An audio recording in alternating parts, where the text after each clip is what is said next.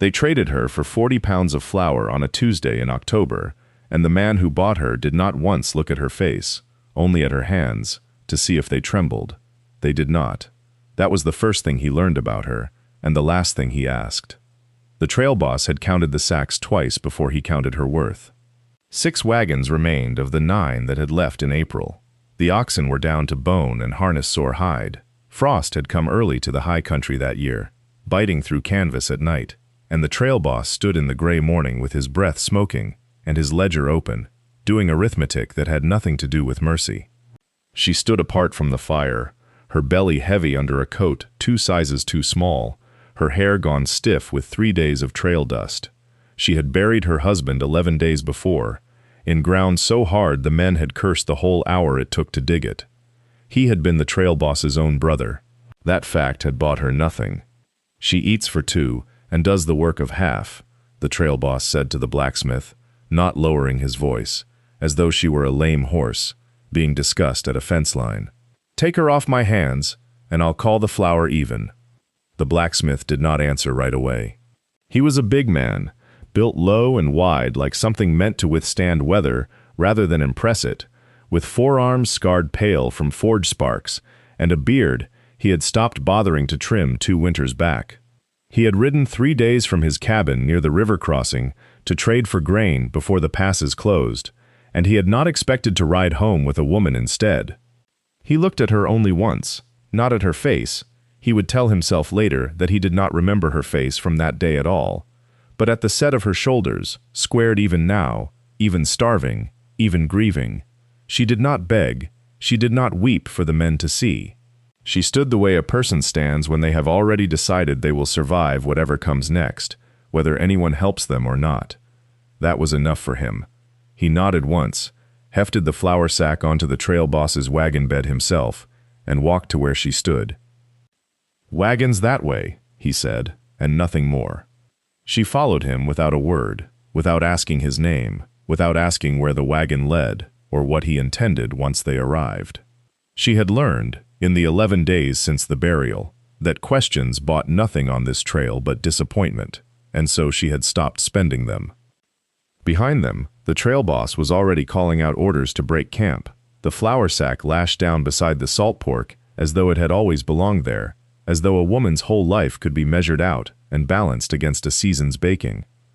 Neither of them looked back to see if the other train pulled away. The wagon he led her to was not much of a wagon at all, a flatbed cart, iron-banded, its boards gray with weather and scarred where chains had dragged across them 1,000 times. Tools hung from pegs along the side rails, tongs and hammers, and things she did not have names for, all of it black with soot and use. A forge on wheels, she understood, though she had never seen one before. The ox that pulled it stood patient in its traces, breath fogging in the cold, and she noted, distantly, that the animal looked better fed than she did.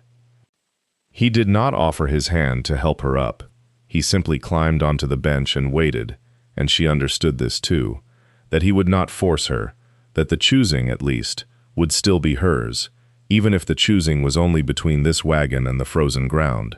She climbed up beside him. Her belly made the motion clumsy, and she braced herself for some comment, some look, but none came. He clicked his tongue at the ox, and the wagon lurched forward, and that was the whole of it. They rode in silence for the better part of an hour. The land here was flat and colorless, sage and frost, the sky, the white of an old scar. She kept her hands folded over the curve of her stomach and watched the wheel ruts pass beneath them, and she thought of her husband's grave, 11 days old now, marked with nothing but a cairn of stones she had built herself because there had been no one else to build it.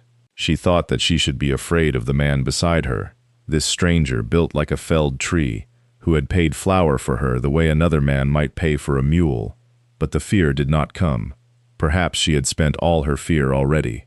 Perhaps there was only so much a body could hold before it went numb to holding more. "You got a name," he said, finally. Not quite a question. She told him. He did not repeat it back to her, did not test it in his mouth the way some men did to prove they'd heard. He only nodded, once, the same nod he'd given the trail boss, and turned his eyes back to the road. She understood that this was the whole of his conversation for now, that he was not a man who spent words carelessly any more than she spent questions, and something in her chest loosened a fraction at that. Not trust, not yet, but the absence of the thing she had braced for, which was its own kind of relief. The wind picked up as the light began to fail, carrying the smell of snow not yet fallen, and somewhere ahead, though she could not see it yet, smoke rose thin and steady from a chimney she did not know was already, in some way she could not have named, waiting for her. The wagon jolted over a frozen rut and she caught herself against the sideboard. One hand splayed flat over the swell of her belly, a gesture so practiced it seemed to happen without her deciding it.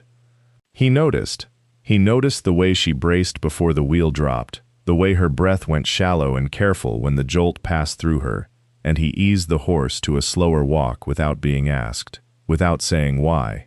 She watched him do it and said nothing, because there was nothing yet to say that would not sound like gratitude, and gratitude felt like a debt she could not afford to add to the one already strapped across her shoulders like a yoke. The road narrowed between stands of leafless cottonwood, their branches clicking together in the wind like teeth. Cold came up through the boards of the wagon bed and into her feet, despite the wool, and she thought, not for the first time that week, of the fire she had built and unbuilt 100 times at other men's camps. Always someone else's fire, always someone else's wood. She wondered if the smoke she'd seen rising ahead belonged to a hearth she would be allowed to sit near, or one she would be made to tend from the doorway, while others took the warmth.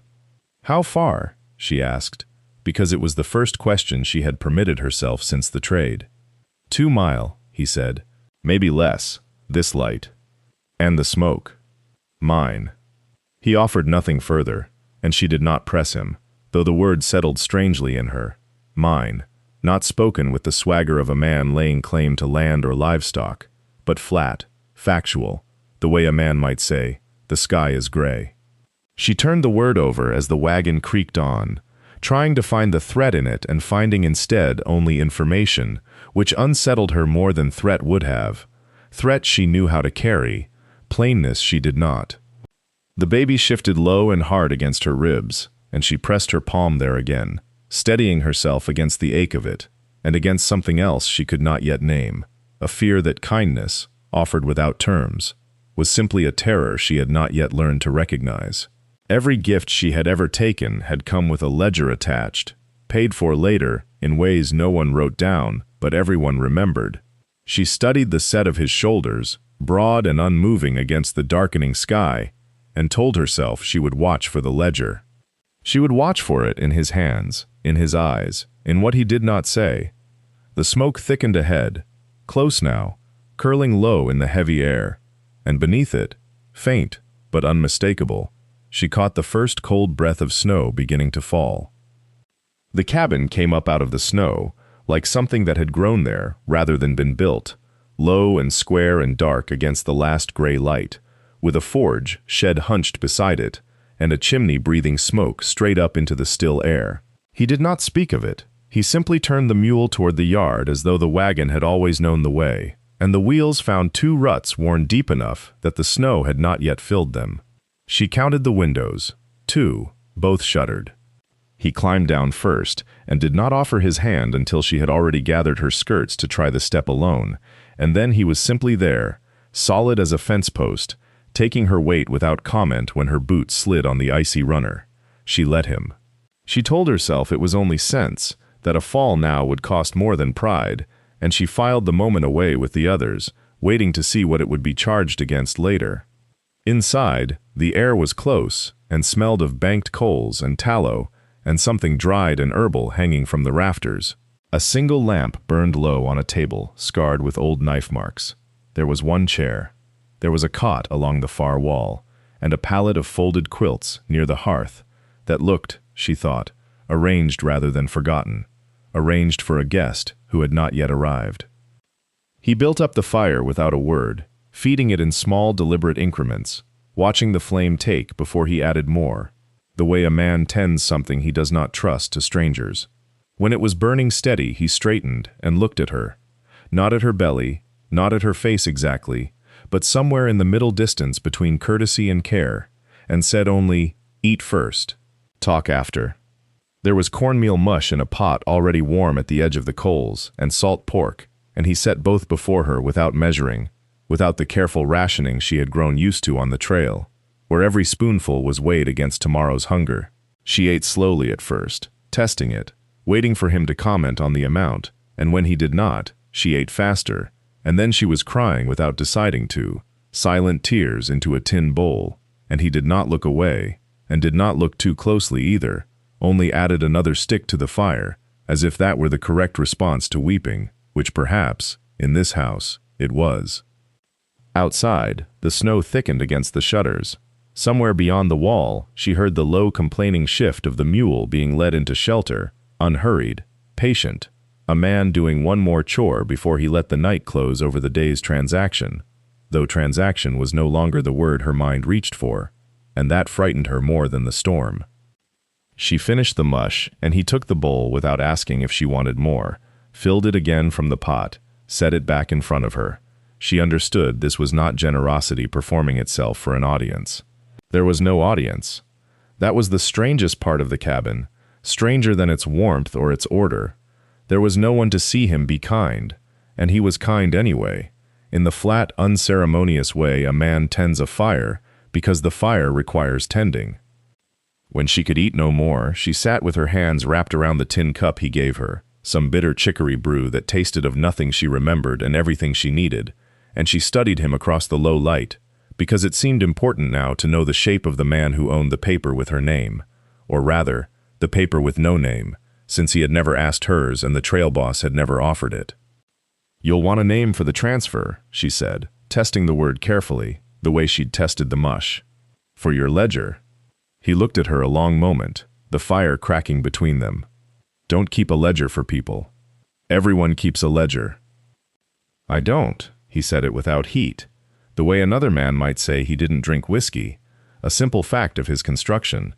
Then, after a silence long enough that she thought the conversation had ended, he added, "Got a ledger for the forge. Nails. Horseshoes. Debts owed on ironwork. You're not iron." She did not know what to do with that sentence, so she drank her chicory and let the storm answer for her, wind pressing itself flat against the shutters, like something trying to get in and failing. Later he showed her where she would sleep, a narrow room off the main one, a cot with a wool blanket doubled over, a shelf where someone, once, had kept something, the outline of dust marking where an object used to sit and had been removed. She did not ask whose room it had been. She had learned already, in one meal, that this was not a house where questions were answered quickly, or perhaps at all. She lay down fully clothed, too tired to be afraid, too fed to be numb, and listened to him moving in the other room, the scrape of a chair, the settling of the fire, the particular silence of a large man trying to be small in his own house for her sake. Somewhere under her ribs the child turned, slow and deliberate, as if it too were taking stock of new ground. Outside, the snow did not let up, and she thought, before sleep took her, that she had traded one kind of unknowing for another, and could not yet say which was heavier. Morning came gray and reluctant, light seeping through the shutters like something that had to be earned. She woke to the sound of iron on iron, rhythmic, patient, and for a moment she did not know where she was, only that the cold had not reached her in the night the way it had for weeks on the trail. She lay still, listening to the shape of the sound, not the frantic clang of a man in a hurry, but something measured, almost tender, the way a person might handle a thing they respected. She rose slowly, one hand braced against the wall, the other cradling the weight that had shifted lower in the night. The floor was cold through her stockings. She dressed in the same clothes she had slept in, because they were the only clothes she had, and went to find the door. He was in the forge attached to the cabin, sleeves pushed to the elbow despite the cold, sweat already at his temple though the fire had only just caught. He did not look up when she appeared in the doorway. He worked the bellows twice more, watched the coals brighten, and only then set down the tongs. "There's oats," he said, "in the pot. Don't wait on me." She did not sit and wait. She found the pot, found a bowl among 3, on a shelf that looked as if it had once held 6, and ate standing at the window, watching the snow lie thick and undisturbed, over what she guessed was a kitchen garden gone to sleep for the season. The oats were plain. She was grateful anyway. By mid-morning, she had swept the floor twice, not because it needed it the second time, but because her hands wanted work, and her mind did not want to sit still with what had happened to her. He came in once for water, saw the broom, said nothing, went back out. The second time he came in, he set a sack down near the hearth, dried apples, a twist of paper with salt in it, a small tin she did not recognize. "Trade," he said. "Man passes through Tuesdays. I get ironwork. He brings what he can spare." "You didn't need to." "Didn't say I needed to." She looked at him a long moment, trying to read the flat plane of his face for something more, some ledger he was keeping, some account he expected her to settle. She found nothing but the same stillness he had carried since the moment he'd counted out grain for her at the wagon. It unsettled her more than cruelty would have. Cruelty she understood. This she did not. That afternoon, while he worked the forge and the snow kept falling in long, unhurried curtains past the window, she found flour in a tin behind the salt, old but not spoiled, and began, without asking, to make bread. She measured nothing. There was no cup for measuring, no mother's recipe pinned to a wall, only what her hands remembered from a kitchen, 300 miles and one lifetime behind her, the give of dough under the heel of a palm, the exact moment flour stopped being dust and became something alive.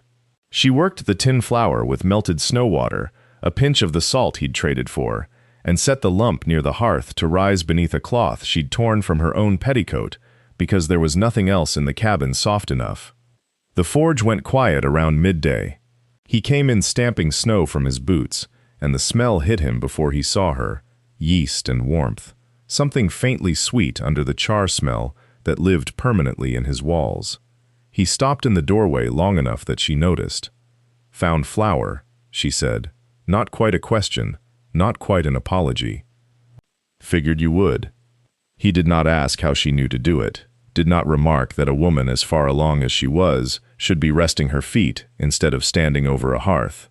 He hung his coat, sat, and waited, the way a man waits for weather to finish deciding what it means to do. When the bread came out, small, uneven, one side darker than the other from a hearth she didn't yet know the temper of, she cut it before it had properly cooled, because waiting felt like another kind of hunger she couldn't afford. She set a piece in front of him without a word, the way he'd set the sack of apples in front of her without a word. And something in that exchange felt, for the first time, less like a transaction than like a language they were both learning slowly, syllable by syllable. He ate. He didn't say it was good.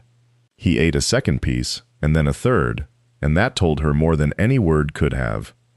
Outside, the snow kept its long, unhurried fall, filling the tracks his boots had made not an hour before, erasing them the way it seemed determined to erase every mark either of them made on the world. She watched it through the window while he ate, and thought of the wagon train somewhere ahead of the storm, of the trail boss who had not looked back once, of the sack of flour that had bought her like a length of rope or a good axe. This flour had not bought anything. It had simply been given, the way water is given to a thirsty animal, without expectation of thanks. She did not know yet what to call that. She only knew that for the first time since the wagon had pulled away without her, she had made something with her own hands, and someone had wanted it.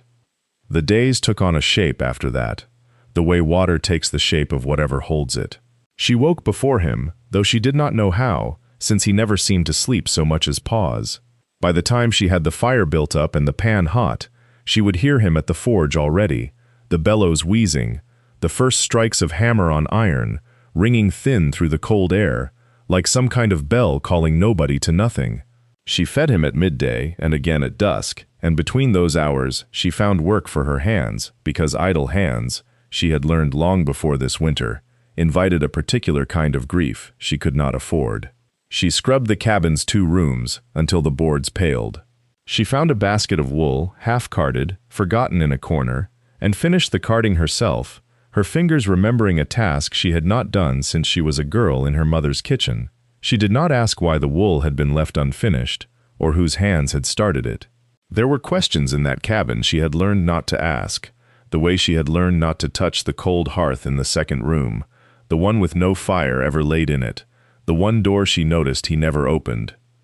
The child inside her had begun to move in earnest now, small, deliberate turns like a hand smoothing a quilt, and she found herself pausing at the washtub some mornings just to feel it, her palm flat against her own belly, her breath held.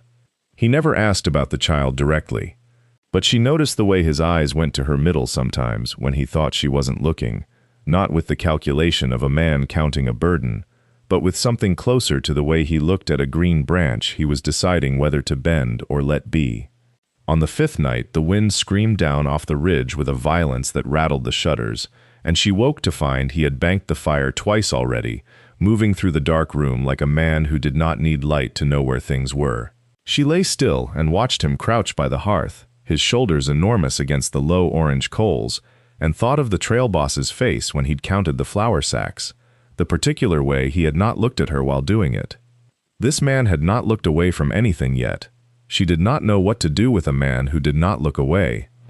Morning came gray and stripped clean, the wind spent, the yard scoured to a hard white crust that cracked under her boot like the top of a good loaf pulled too soon from the oven. She went out before he woke, because the hens needed tending, and because some part of her still believed that if she did not move first, the day would decide for her instead. The cold took her breath in one long pull. She stood a moment with her hand against the henhouse post, waiting for the child to shift, and when it did, a slow roll, low and deliberate, she let out air she had not known she was holding. He found her there. He said nothing about the cold, only set down the bucket he carried and worked the pump handle until the water ran, and when it came, it steamed faintly in the freeze.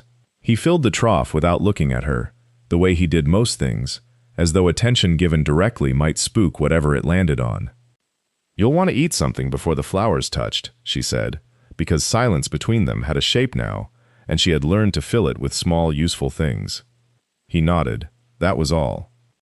Inside, she worked the dough with hands gone red at the knuckle, and he built up the forge fire in the lean-to attached to the cabin's east wall, the 2 rooms close enough that she could hear the bellows breathing, could hear the particular ring of hammer finding iron, 3 strikes and a pause, 3 strikes and a pause, a rhythm she had come to know the way she knew her own pulse. She rolled the dough thin. She thought of the trail boss again, unbidden, the way he'd folded his ledger shut after the trade was made, quick, final, a man closing a door he did not want looked into.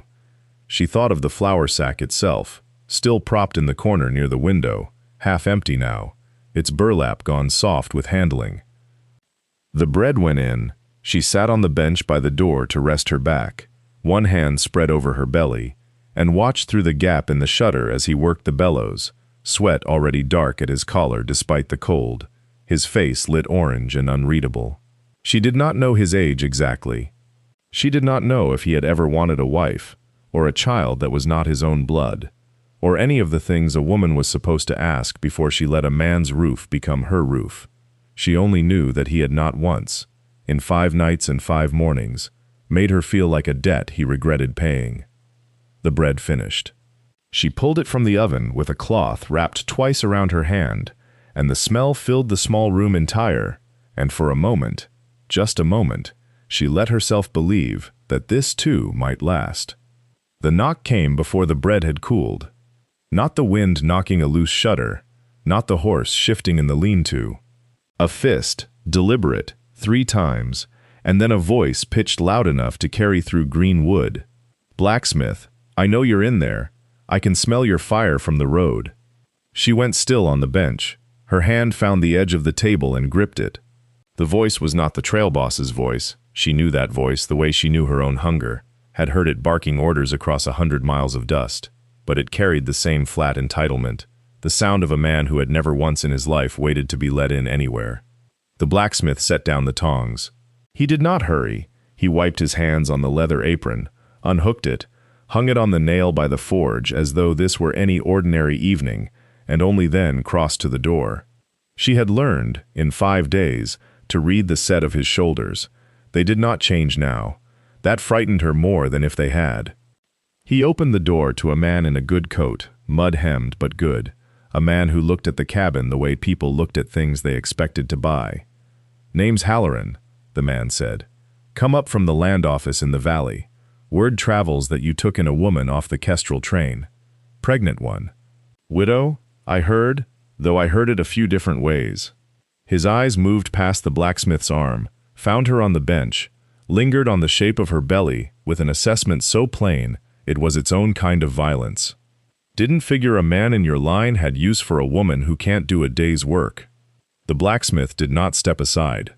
He filled the doorway the way the mountain filled the sky behind it, and he said nothing at all, and the silence went on long enough that Halloran's smile began to look less certain than it had a moment before. "She bakes," the blacksmith said finally. Just that, as if it were an answer to everything. Halloran laughed, a short, ugly sound. Bakes. He looked past him again, at the bread cooling on the table, at the sack in the corner gone soft with handling, and something in his face shifted. Not kindness, but calculation, the recognition that there might be use in this after all, use he could still find a way to claim for himself. "I'll be back through in the spring," he said. "Man likes to know his neighbors." He touched his hat brim toward her, a gesture that managed to be both polite and obscene, and turned back down the frozen path toward his horse. The blacksmith closed the door. He did not look at her right away. When he finally did, his face had gone back to its ordinary stillness, but something in his eyes had not. "Eat," he said, "while it's warm." She did not move for a long moment. Then she reached for the bread, and her hands, she noticed, were not quite steady. The bread was still warm enough to steam when she broke it, and the steam rose between them like something living, something that had no business existing in a room that had just held a man like Halloran. She ate slowly, though her body wanted to devour it, because some old instinct told her that eating too fast in front of him would look like the desperation she still felt. He did not watch her eat. He busied himself at the hearth, feeding it wood it did not need, giving her the privacy of his back. Outside, the sound of Halloran's horse faded down the frozen track, hoofbeats swallowed by snow. "He'll come back," she said. It was not a question. "He will. For me." The blacksmith set down the poker. "For what he thinks, he still owns." He turned then, and his eyes moved to the sack in the corner, soft-sided now, its seams worn pale from handling. A man like that keeps a ledger even when the debt's been paid twice over. She looked at her own hands, at the breadcrumbs caught in the lines of her palms. You should have let him think it was nothing. Bread, a woman who bakes, that's all he needed to hear. That's what I told him. He didn't believe it. No, he did not soften the word, did not offer comfort dressed as reassurance.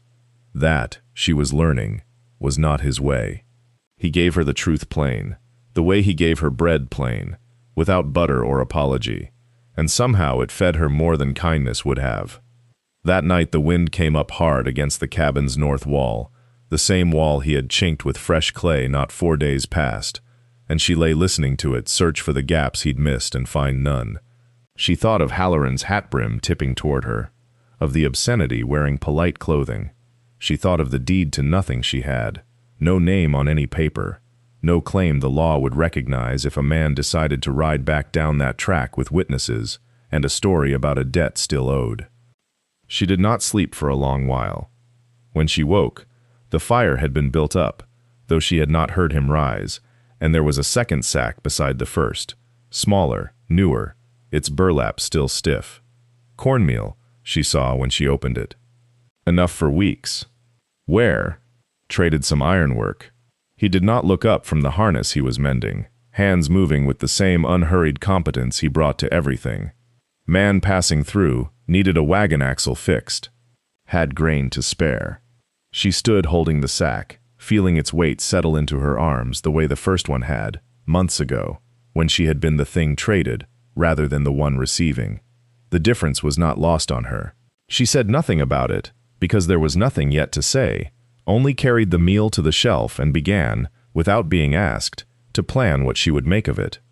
The cornmeal made a bread heavier than her usual loaves, denser, and she worked it with her hands, until the texture told her what it wanted to become. She did not have milk to spare, so she used melted snow water and a spoon of bacon grease, and the result was plain, unlovely, and filling in a way that made the blacksmith eat 3 pieces before he noticed he was doing it. He did not comment. He never commented on food, only ate it, and she had learned to read the speed of his eating, the way another woman might read a compliment. Outside, the cold had begun to loosen its grip in small ways.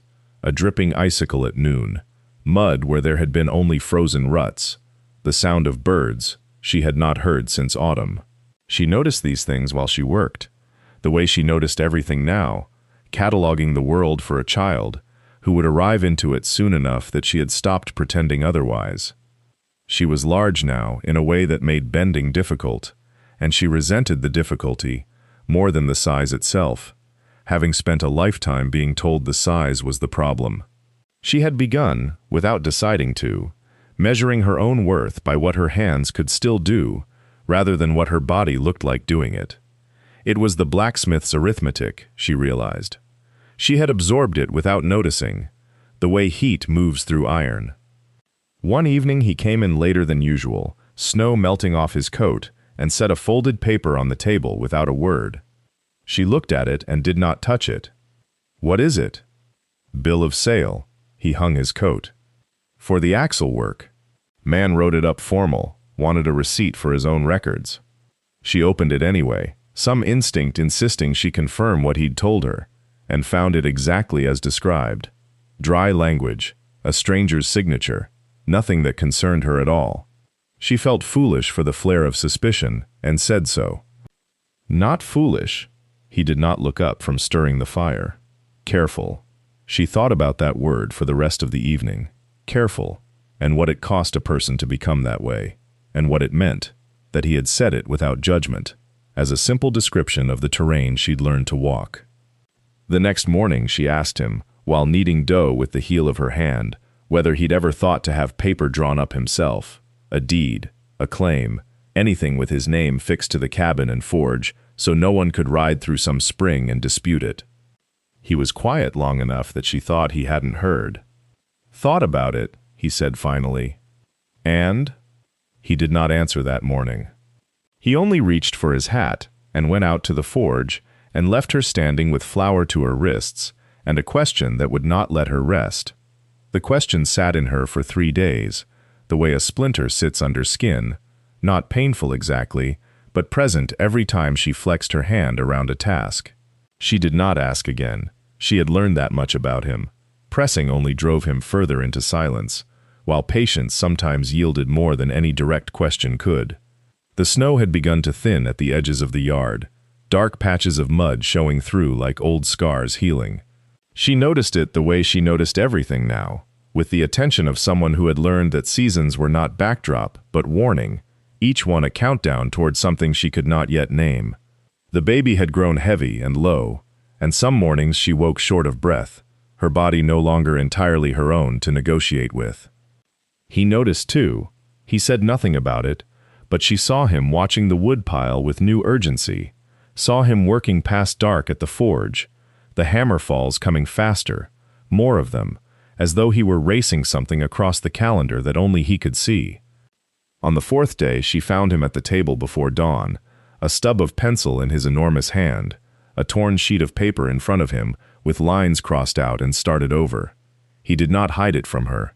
He simply folded it once, unfolded it, folded it again, as if the paper itself were an animal he was trying to gentle.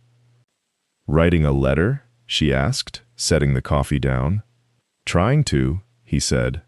"To who?" He looked at the paper a long moment.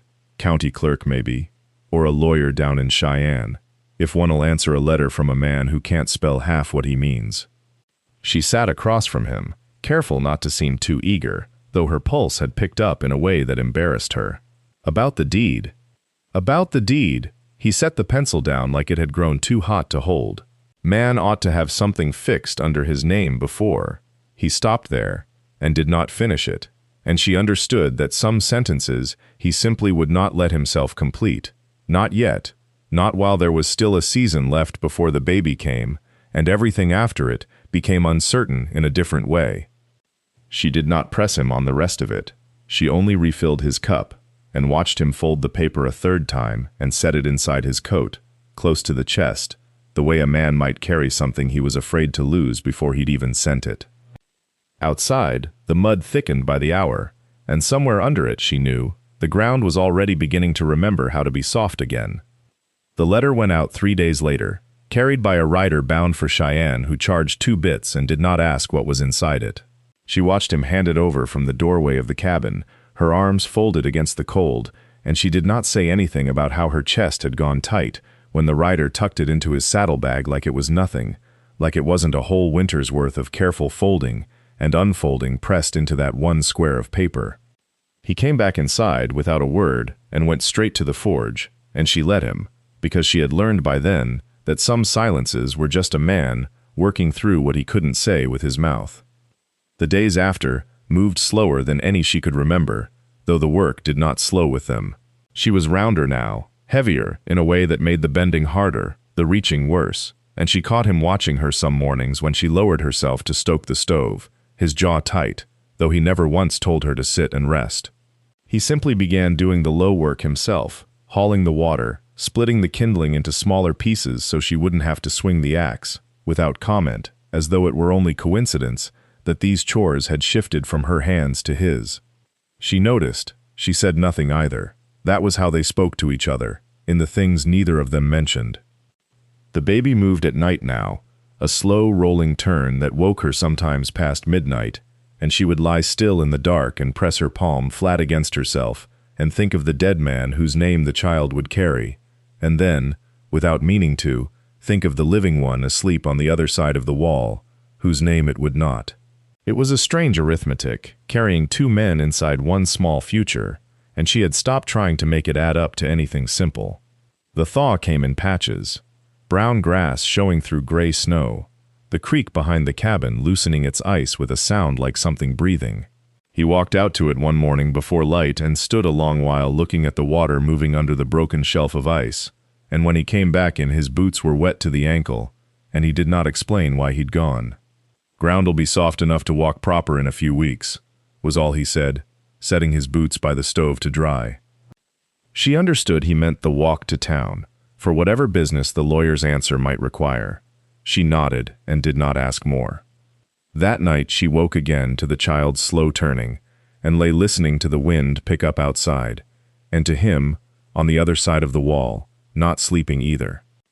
The wind did not let up by morning.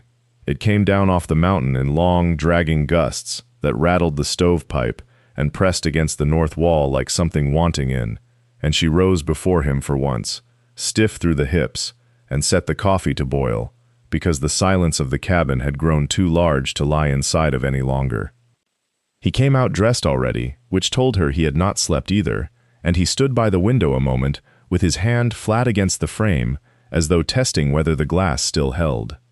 "Storm's not close," he said, "just loud." She did not know if he meant to reassure her or himself. She poured the coffee into the 2 tin cups they had settled into using without discussion, his always fuller, hers always first, and she set his down at his place and did not ask about the walk to town, though she had thought of little else since he'd said it. The child turned again, low and slow, and she pressed her palm flat against the place until it stilled, a habit now, wordless, and he watched her do it the way he watched the fire, not staring, but not looking away either. "Lawyer'll want a fee," she said finally, because someone had to put the practical shape back on the morning, for whatever he finds, if he finds anything. He will. You don't know that. "No," he agreed, and drank his coffee, and did not soften the word, which she had come to understand, was the closest he came to comfort, not smoothing a thing over, but standing beside it plainly, so she would not have to stand there alone. The wind eased toward midday, the way mountain wind does, exhausting itself against the ridge until only a thin, steady push remained, and he went out to the forge, because the cold iron did not care what a man had or hadn't slept through.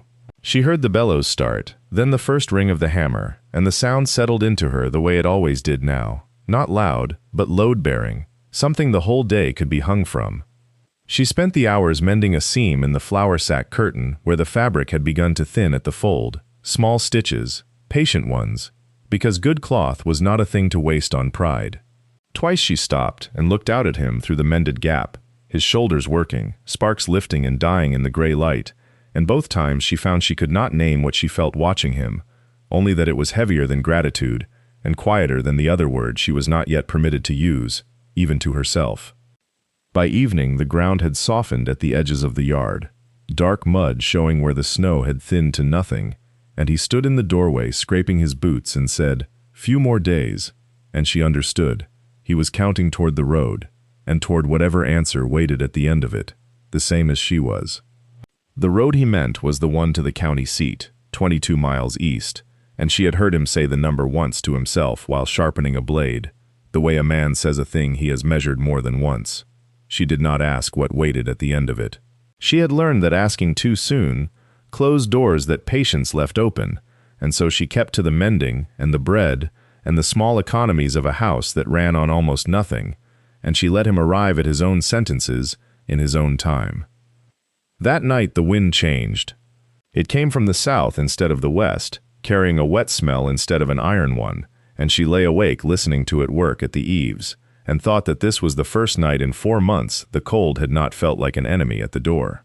The child inside her turned once, heavy and slow, and she put her hand flat against the place and held still until it settled. In the morning, he was gone before she woke, which was not unusual, but the anvil was silent, which was. She found him in the yard instead, kneeling by the wagon wheel, working a new rim onto it with a set of tools she had not seen him use before, finer ones, the kind for measuring rather than striking. When she asked, plain, whether the wheel was for the trip east, he said only, "Needs to hold," and did not look up, and she understood there was more in the answer than the wheel. She brought him coffee at mid-morning, the way she had begun to, without being asked, and he took it with both hands, still black from the forge, and for a moment neither of them said anything, the yard quiet, except for the drip of snowmelt off the shed roof. She watched his throat move when he swallowed and thought again of the word she was not permitted, and let it go, the way she had taught herself to let go of things too early to hold. "Wheel'll hold a long while," he said finally, setting the cup down on the wagon bed. "Longer than most trips need." She did not know what to make of that, only that it sounded less like a fact about the wheel than a fact about him, and she carried the thought back into the cabin with her, turning it over the way she turned over dough, working it until it either rose or didn't. Outside, the hammer started again, steady, unhurried, and the sound of it followed her through the rest of the day like a promise not yet spoken aloud. The bread rose that afternoon like it had somewhere to be. She punched it down once, twice, felt the give of it under her knuckles, and thought of the wagon wheel again, of the word she was not permitted, of the sound of the hammer that had not stopped since noon. Her back ached low and constant now, a new kind of ache, one that did not come from standing too long over the stove. She had learned to tell the difference between the child moving and the child settling, and this afternoon it settled, low and heavy, like it too was listening to the hammer. She set the loaves to their second rise and went to the window, the flour sack curtain pushed aside on its nail. He was bent over the anvil, sleeves rolled to the elbow despite the cold, sweat cutting clean lines through the soot on his forearms. A peddler's cart had come through at midday, some drummer selling ribbons and tin polish and gossip in equal measure, and she had watched from the doorway as the man's eyes slid over her the way men's eyes did, quick, dismissive, the particular blankness reserved for a woman too big and too round to be worth a second look. The blacksmith had not looked up from his work, but she had seen his jaw set, seen the hammer come down half a beat harder than the iron required. The peddler left without selling much of anything. She did not ask him about it. That was not how things were done between them. Not yet. Maybe not ever. Questions asked and answered plainly, like the weather, or left alone entirely, like grief. But she noticed, the way she noticed everything now, filing it beside the other small things, the extra blanket he'd hung over her cot without a word before the last hard frost, the way he'd shaved a half-inch off the cabin door so it would not stick when her belly made stooping through it a labor. The bread finished rising near dusk. She fired the oven, and the smell of it filled the cabin before the loaves were even in, yeast and wood smoke and the particular sweetness of flour gone warm. She thought, not for the first time, that a person could build an entire life around such a smell, could forget, for whole stretches of an afternoon, that she had been handed over like a debt once, weighed against grain, and found barely worth the trade. The hammer stopped as the light went fully blue. She heard his boots on the frozen ground, slower than usual, and looked up to see him standing in the doorway, not entering, just looking at the loaves cooling on the sill, and at her, in a way, she still did not have a name for. He wiped his hands on his trousers, though there was no soot on them, only cold, and stepped inside, because the cold was worse than whatever kept him standing in doorways lately. He set a folded paper on the table beside the loaves. She did not touch it right away.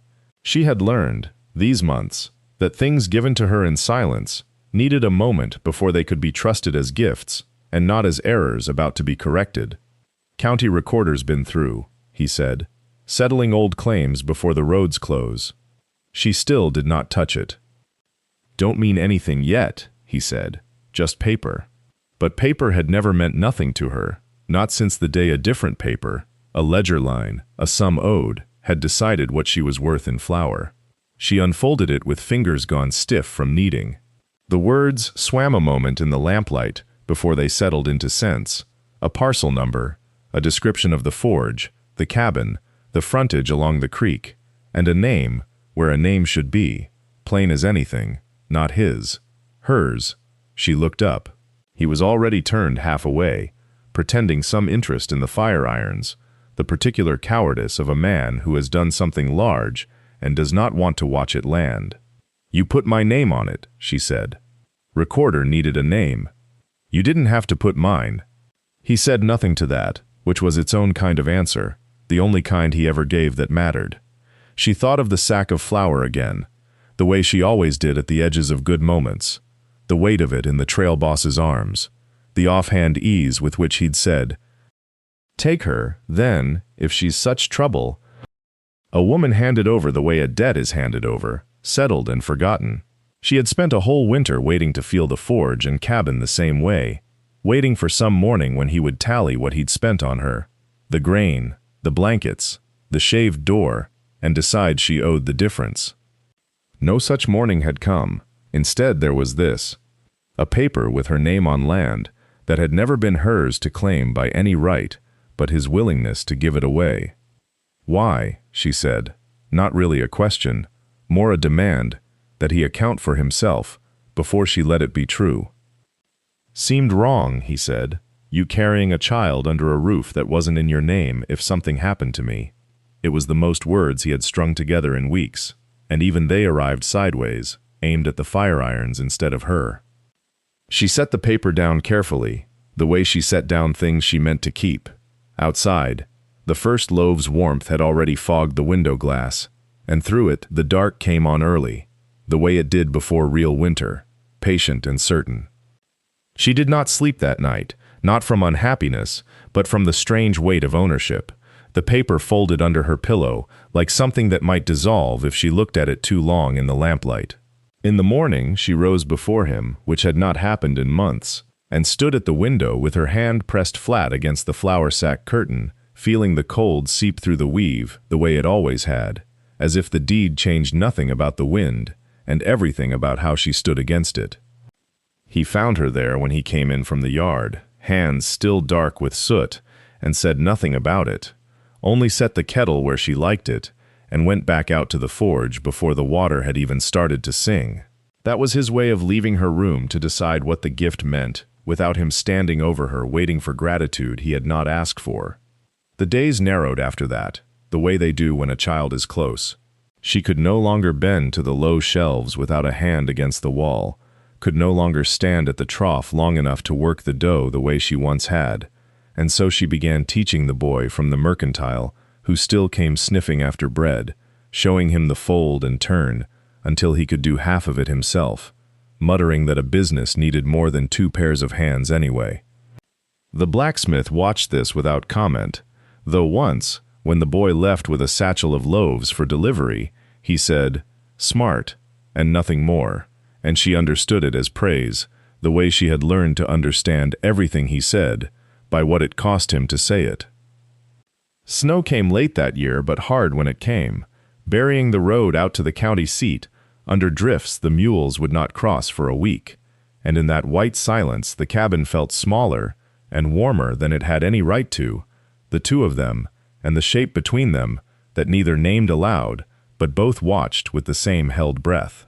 She caught him once, hand on the doorframe, looking at her the way a man looks at weather he cannot read yet, uncertain but not afraid, and she thought that perhaps this was what safety looked like when it had no need to announce itself. A man standing in a doorway, not moving closer, not moving away, simply staying. She did not know yet what spring would ask of her. She only knew the paper was real, and the fire was banked, and the child inside her turned once, slow, as if it too were listening for what came next. January came in like a fist and did not open for 3 weeks. The blacksmith rose before light to break ice from the trough, and she rose not long after, because lying still made the child press harder against her ribs, and moving eased it.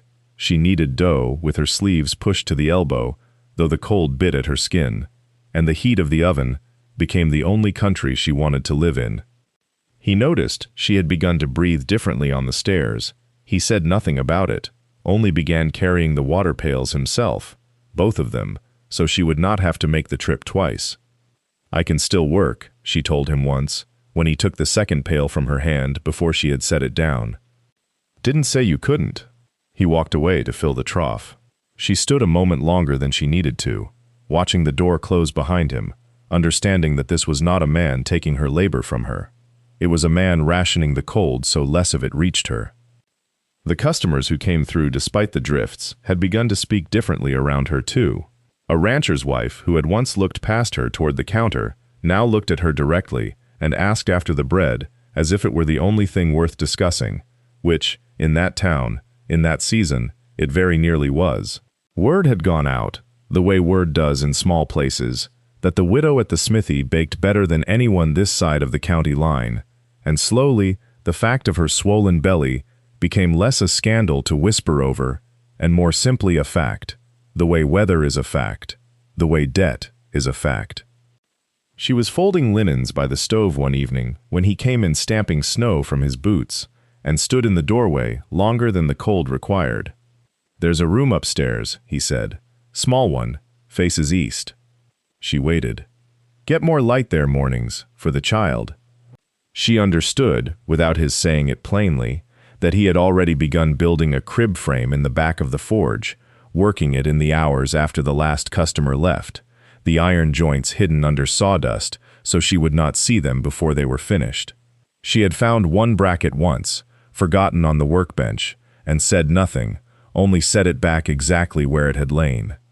That night the wind screamed along the eaves, and the fire popped low in the grate, and she pressed a hand to her belly and felt the child answer, a slow turning roll beneath her palm, patient as the man in the next room, patient as the whole white waiting world outside, and she thought, not for the first time, that spring was coming whether she was ready for it or not. February came in hard, a cold that cracked the water bucket by the door and turned the forge into the only warm room for a mile in any direction. She took to sitting near the bellows in the afternoons, not for company, but because the cold had gotten into her hips, and the heat loosened something there that nothing else touched. He never asked her to leave. He never asked her to stay either. He simply worked around her, the hammer falling in its old rhythm, and after a while, she stopped flinching at the sound and started marking time by it instead. 3 strikes for a hinge, 7 for a plow blade, the long silence that meant he was studying the metal before he touched it again. The midwife came by on the 9th, checking her out of habit more than need, and pressed 2 flat fingers below her navel, and said the baby had dropped some, not much, but some, and that this was the kind of news a woman carried differently, once she'd already buried one husband and been sold off by another man's cowardice. The midwife did not say it that way. She said, "You're close enough now that I'll want you resting more," and left a paper packet of dried raspberry leaf on the table without being asked to. That evening she brooded in the good tin cup, the one with the dent in the rim, and sat by the window watching the flour sack curtain shiver against the glass with each gust. The stitching along the top seam had frayed again. She would need to mend it before the wind found the tear and widened it into something the cold could use. He came in from banking the forge fire and saw her studying the fabric with a needle already threaded in her lap, and instead of speaking, he crossed to the shelf, took down the small tin box where he kept extra thread and buttons, and set it on the table beside her without a word. Then he sat across from her, not close, and began oiling a hinge that did not, strictly, need oiling. She mended the curtain in silence while he worked the oil into iron that gleamed already, and neither of them said anything about the crib frame drying in the back room, or the bracket she had set back exactly where she found it, or the way the child inside her seemed to know the difference between the sound of his hammer and the sound of anyone else's, growing still for one and restless for the other. Outside, the wind kept trying the seams of the house, testing every weakness, the way it had tried her for months before she'd learned which walls in this life would actually hold. The wind held through the night and into the next week, and with it came the first real snow of the year, not the thin scatter that had dusted the yard in November, but a hard, committed fall that buried the fence posts to their second rail and turned the path to the well into a trench he had to cut fresh every morning with a shovel he kept by the door for exactly that purpose. She watched him do it from the window, the patched curtain pulled back, her hand resting where the child turned beneath her ribs, like something learning the shape of its own patience. He did not ask her to stay inside. He did not need to. The cold had already taught her more about her own limits than any man's instruction could, and she had learned to read the sky the way she once read a trail boss's silences, for the small signs that meant danger was coming before it arrived. On the 9th day of the snow, a rider came through anyway, half frozen, asking after horseshoes for a team that had thrown two on the frozen ruts a mile back. The blacksmith worked through the afternoon at his forge while she kept the stove going and the bread rising in its pans, and the rider, warming himself at her table while he waited, made the mistake of asking her, in the easy way of a stranger who did not know better, whose kitchen this was.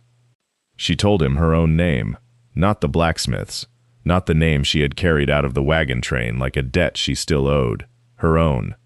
The rider did not think much of it, took his shoes and his horses, and went back out into the cold, with a nod of thanks for the bread she'd wrapped for his ride.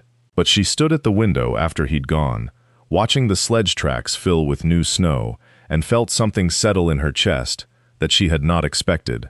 Not relief, not even pride, but a kind of quiet ownership, as if she had tried the words in her mouth and found they fit. That evening she told the blacksmith what she had said, plainly, the way she told him most things now, without asking whether it had been the right thing to do. He did not answer for a moment. Then he nodded, once, and went back to greasing the leather straps of the harness he was mending, and she understood the nod for what it was, not permission, because he had never claimed the right to give her that, but agreement, a confirmation that the name was hers to give. She sat back down at the table and picked up her needle again, and outside the snow kept falling, patient and endless, the way winter falls on people who have already decided to survive it.